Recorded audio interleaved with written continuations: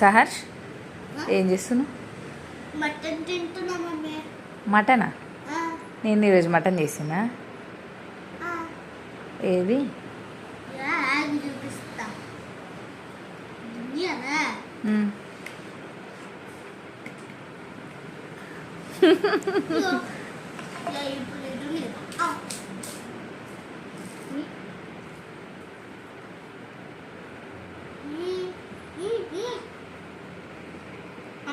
నేను మటన్ ఎట్లా చూపించాలా?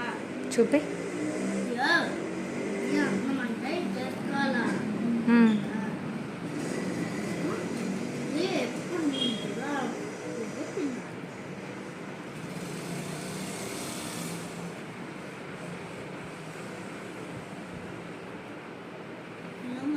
ఇప్పుడు మనం